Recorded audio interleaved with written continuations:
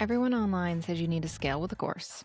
And I say, sell the damn service. I'm Emily Williams, award-winning consultant and Productized offer expert since 2014.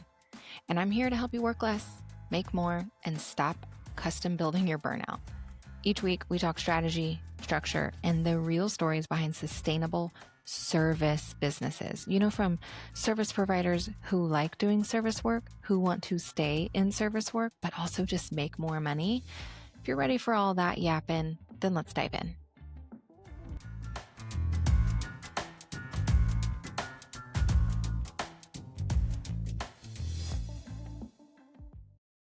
If productization is on your to-do list for 2026, and ultimately maybe we end up working together inside sold out services, but you've been thinking, when is the right time? How do I know that I'm ready? What is the actual transition going to be? What's the kind of like easy button for doing productization and for going through and implementing sold out services? And I've been seeing some trends and patterns pop up with some of my clients and some of the conversations I've been having with people who are, talking about enrolling and diving in. And I want to share that with you because there is one of sometimes, I think it's my favorite, it sometimes tweaks, but currently my favorite version of productizing for a service provider. Now, there are a lot of different ways that it could look like for you and in your business. That's the uniqueness of SOS, where the productization pillars that we ultimately install in your business are custom to where you're at and where you want to go. What are your current offers? How are you current selling? What's the best mechanism for you and for your audience and for your revenue goals? And then we build productization around that, right? So this isn't at all you have to choose this pathway for it to work. But I want to bring up this pathway because sometimes we overthink the productization capabilities and we don't fully understand that this is an option. So I want to walk it through with you because it's the one that I personally chose, and it's the one a lot of the clients inside SOS have chose. So you are a service provider. You offer a done for you one-on-one container. Maybe that's consulting. Maybe it's implementation. Maybe it's strategy with implementation. Maybe it's design, writing. It doesn't matter, right? You do the thing for one singular client and you do all of it yourself, right? Now, some of you, specifically, web designers, folks who install systems, you have a process, right? And maybe you haven't named it, maybe you haven't completely fleshed it out. But if you're a web designer, there is a process of what you need from that client and what they need to provide for you so that you can go do your work and create the end result, right? Same thing if you're a copywriter, if you're a brand strategist, etc. Now, my favorite version that makes service work scalable and still has that high level of intimacy, the one-on-one aspect, but it is the productized version of that service, is taking that bespoke, custom one-on-one service container and making it done with you instead of 100% done for you. Now, hear me out. We are not making every element of it done with you. And before you stop listening to this episode and you just swipe away because you're like, oh, she's going to get me to do what everyone else says to do, listen for just one more minute. Oftentimes when I say done with you container, because of the nature of this industry and other offers and other ways of marketing have been more prevalent than service-based marketing, right? And those languages and those voices and those messages tend to be louder, right? The one-to-many crowd tends to be louder. Because that has been true for so long, when I say done with you, immediately 99% of people are going to hear group program. And I want to just put a pause right now in that train of thought because they are not the same thing. They are not the same thing at all. Done with you and group programs are not the same thing. While there could be done with you elements inside of a group program or a group cohort, that is a structure that is optional to have in a done with you container. A group element, a cohort, an intensive, a group program, whatever you want to call it, right, is a decision that could or could not be made as a way for your done with you container to be delivered, to be communicated, to be strategized, right? It is completely, entirely optional. So I'm going to give you a couple of examples. There could be a copywriting intensive that's done with you that has support tickets, one-on-one revisions for Loom videos, deadlines, phases, milestones, etc. And that could all be done in a one-to-one personal asynchronous setup, right? There could even be, maybe 30-minute calls or planning sessions one-on-one with the founder, right? Then you could also decide, once you maybe sell that type of container to a handful of people, and you say, okay, because I've been able to productize the delivery of this and the framework of this and the structure of this, the communication of this, my capacity is increased.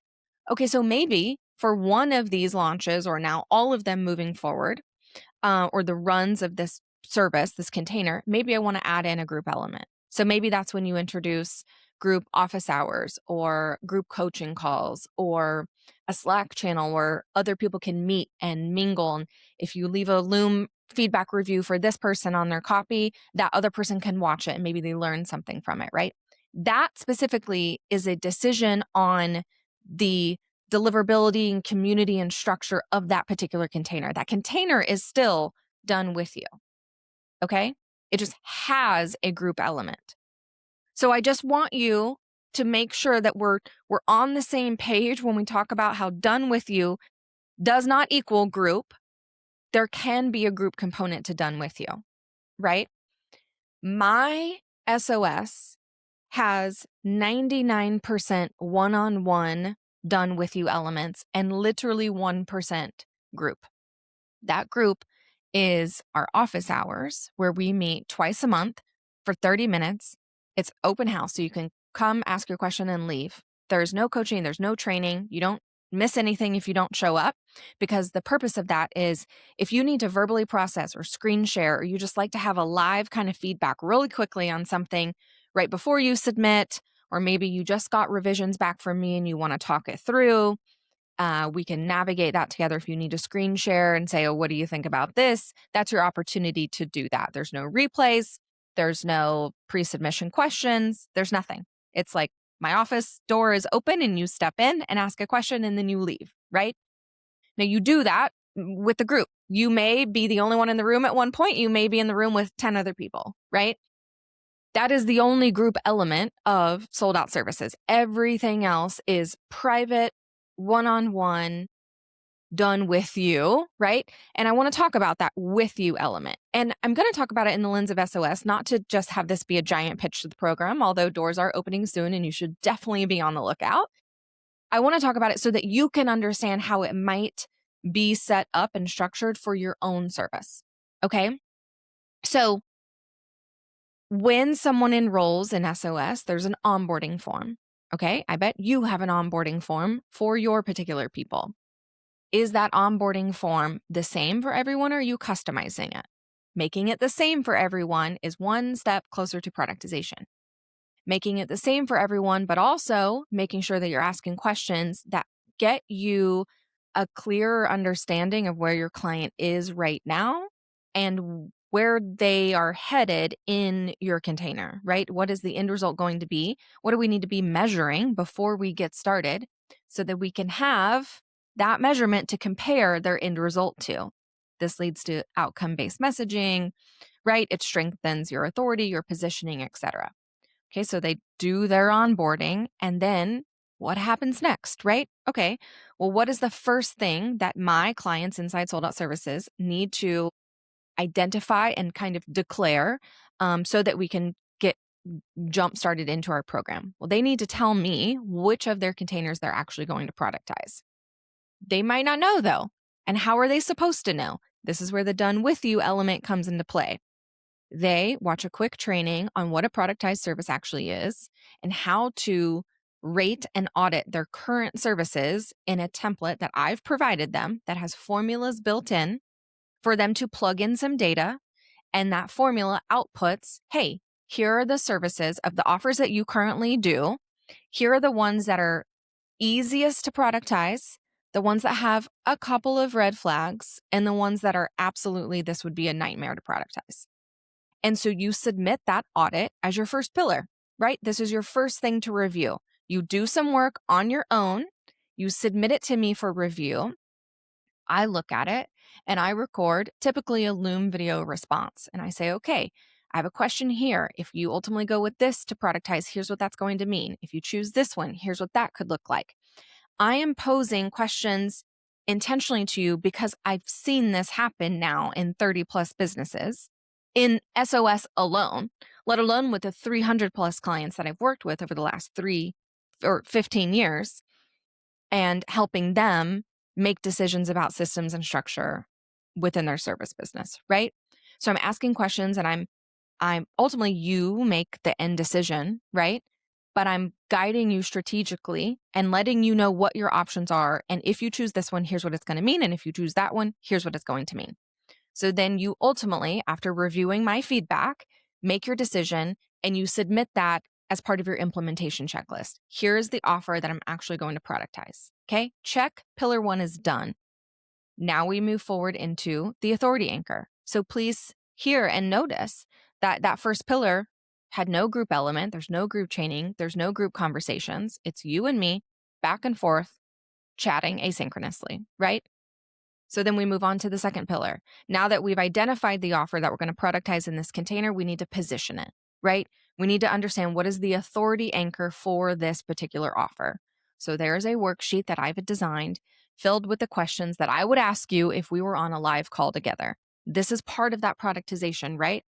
When I found myself repeating myself and asking the same question over and over and over again for a client to identify their authority anchor, that was a signal to me. Could we put this in a worksheet? Could we put this in a training? Could we put it in a formula or a framework, right? And so I did. And I also integrated a custom built bot that is integrated into the curriculum. It's not a ChatGPT, it's embedded inside of the curriculum so that after you watch a quick training, and all of my videos are like less than 10 minutes long. They're typically 7 minutes or less because it's just specifically about that element, right? So you watch the training, you go through the worksheet, and there are questions there, right? Where you start to fill out the worksheet and you get deeper and you get deeper and you get deeper. And then you have your first draft of your authority anchor statement. And then you go to the bot and you say, okay, here's my draft, help me refine it. And that particular bot is trained on my brain and my way of thinking. Okay, you're going to submit it. And if I were looking at this as a live person, here's what I would be doing differently. Here's what I would be asking you. Here's what I'd be wanting to see you think about and consider inputting into your authority anchor statement, right? So you chat with the bot, you output your second version, right? And then you submit that for review. I get that notification, I see it, I look at it, and then I typically will record a Loom video going over 3 new versions of your authority anchor that I wrote from your pretty good base, right? You started out as a good foundation because you just went through 2 passes of revisions on your own with my support, the worksheets, the bot, the frameworks, the videos, right? And then now we're canoodling together to revise it and get it buttoned up. So I offer some revisions. I explain why I made those revisions. I talk you through how you can apply this and what you specifically need to be looking for as you make tweaks when you start to publicize this statement, right? And then you submit your implementation checklist and you say, here is my authority anchor. I'm done. What is next? And we go through that process for 7 pillars inside Sold Out Services.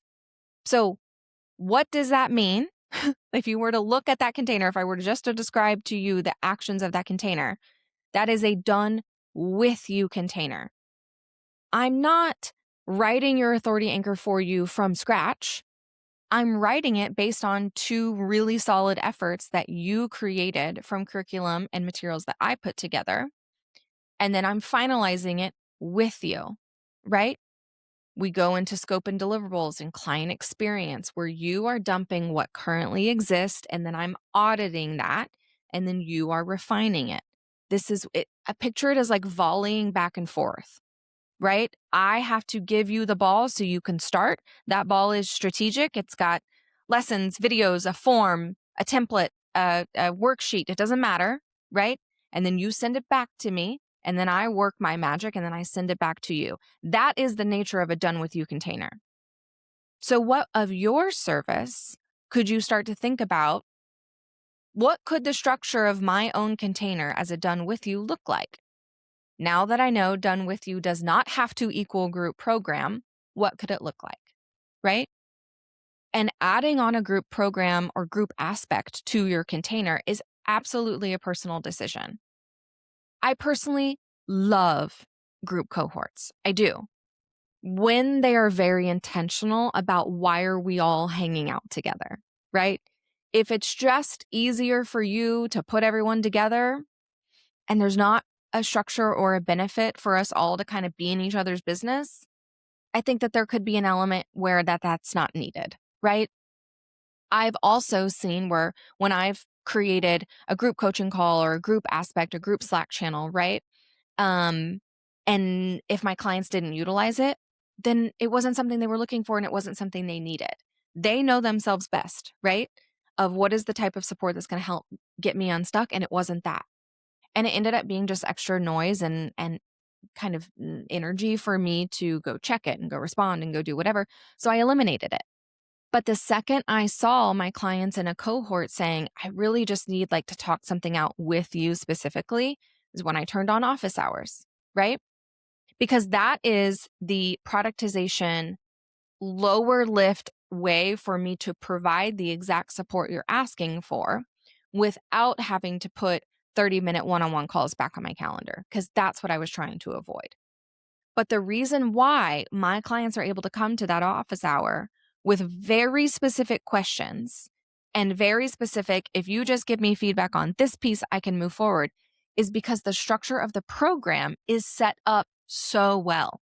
They know exactly where they're at, what they need to be achieving at that stage, and what's coming next. And so there isn't any overwhelm. There isn't any second guessing. It's I'm plugging in to get this clarity, and then I'm going to go do the work, and then I'm going to send it to you, and then you're going to volley it to me. And that is done with you work, right? Now, on the other hand, done for you on my consulting side, right? We have a kickoff call. So I'm asking you all these questions instead of you filling out a worksheet on your own, instead of you filling out an audit, right? We're in the weeds together and I'm building the plan as I'm kind of interviewing you, right? And then I go in my cave and I map out the plan. Okay, here's the tech and the setup and the connections that would need to happen for this end result to come to life. Okay, Zapier is plugged in here. These labels are connected to here. This needs to go into Airtable and the base needs to look like this. And I'm designing all of that and I'm building and connecting all of that. And then I'm presenting it to the client, right? Hey, this is what I built for you. Do you understand the difference? And they're approving it or they're giving revisions or they're giving feedbacks. And I go into revisions, right? And my contract states how many revisions we have. Systems need revision guardrails too, right? And so I will go make the revisions and we edit and we bring in data and then we start to actually use it.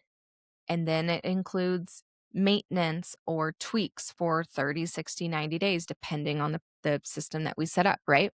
Then there's an opportunity for them to retain me to maintain that system for them and continue to train their team on how to use the system. And then provide high-level CEO strategy about what the system is telling us, the data of it all, right? That is done for you. The retainer kind of is a done with you retainer, right? Where I'm no longer building anymore. I'm just kind of overseeing and then I'm strategizing with you. And so I want you to kind of think about, do you notice how there's options here? Taking a one-on-one service and making it done with you, or taking a one-on-one service and adding on a done with you retainer to the back end when the project is complete, right? Done with you is my favorite way to take a really bespoke, custom, high level, high time intensive service and increase your capacity. And so the metrics of it all, when I was only offering high implementation, done for you, high level, etc., I could only manage 1 to 3 clients per month, and they definitely couldn't be onboarding at the same time, right? And then if those clients turned to retainer, then that limited how many projects I could take on because now I'm managing 3 clients on an ongoing basis, right? So then when I started saying or seeing the patterns of, okay, well, I'm building the same systems for clients. I'm asking the same questions. We're going through the same process. That was my first green flag for there's some productization opportunity here, right? And so that shifted into, okay, could I make this a project that was even more clear on pillars and milestones, and everyone gets the same onboarding form and everyone gets the same check-in, and this is how long it's going to take, etc., right? Okay, so now can I onboard more clients? Can I onboard new projects but retain more people, right? That is where those levers start to change, which impacts my capacity. I did the same thing with Sold Out Services, and I've talked about this before, but Sold Out Services started as a one-on-one 7K done for you container. Right? And I started having the same conversations over and over and over again. So I started to introduce some productization. And it was maybe 15% productized when I restructured it refined the price a little bit, refined the scope a little bit. Instead of working with just 2 people at a time, I can now work with 3, 4, 5 people at a time. Okay, and then I saw maybe now we're 30 to 40% productized, and I could work with 7 to 9 people at a time. And then it went through a major overhaul in Q4 of 2025 when I 90% productized it. I would say the version of it now is 90 to 95% productized. I think that there are even more things that I could do to continue to streamline it, and which helps get better results, right? And faster results and clearer results. It's a win-win. And so when I productized it about 90%, I brought on 13 people in one launch and therefore was managing 13 people for a year, and it's going great. It's so doable. It's so manageable that I can roll into another launch even though I'm still managing 13 people. And it is that lever and refinements that is the magic behind productization, which increases your capacity. And when you can increase your capacity before hiring, right? I don't have anyone on my team doing client-facing work, and I just brought on my first VA literally 3 weeks ago. Okay? And she's not doing any client stuff. So I'm able to manage at this point, have 13, 14, 15, 16 active clients today with 3 open proposals and a project wrapping up soon that's most likely going to go into a retainer. Okay? And it's perfectly manageable because it's productized. So what has happened because I'm able to work with, 16, 17 clients at a time?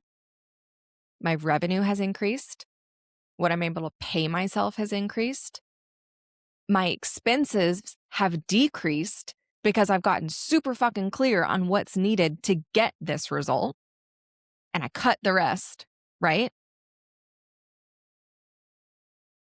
All of that's a win-win. I had a goal for myself for 2026 to pay myself a set amount of a specific number in 2026 every single month. I was able to pay myself good money last year, but it was very inconsistent. Some months I could pay myself 15 grand and some months it was 2 grand, right? And I hated that. I did not like it.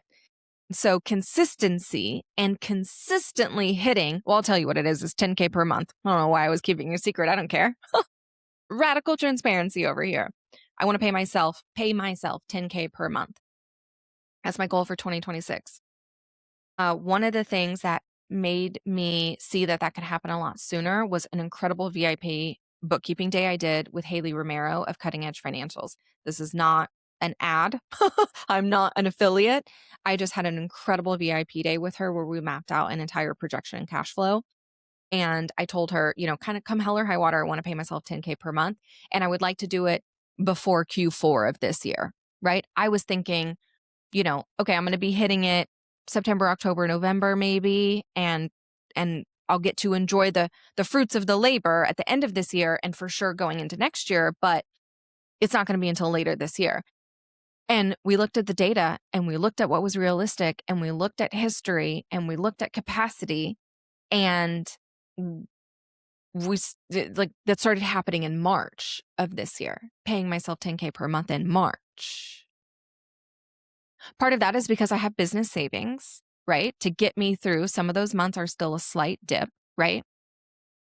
But all that means is, okay, can I move up an onboarding project? Can I move up, a launch? Or can I renew this person sooner to get them contracted so I know that that's coming? Those are all different levers that I can then play with because I can see it all mapped out for myself. So those are kind of a subset of a story into one overarching conversation. But I wanted to walk you through what done with you really means and what it doesn't have to mean, and how it could look for your one-on-one service to shift into a done with you container.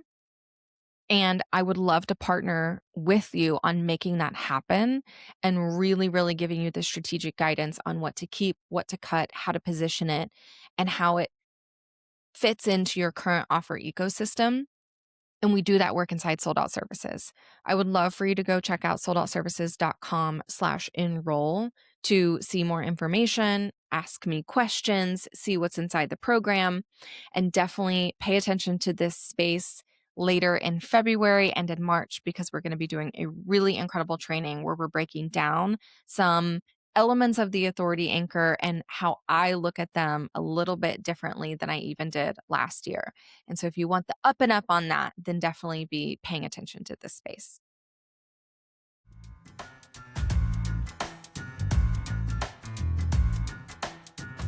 Hey, thank you so much for listening to this episode of Sell the Damn Service. I'm really honored that you spent however many minutes you just did with me.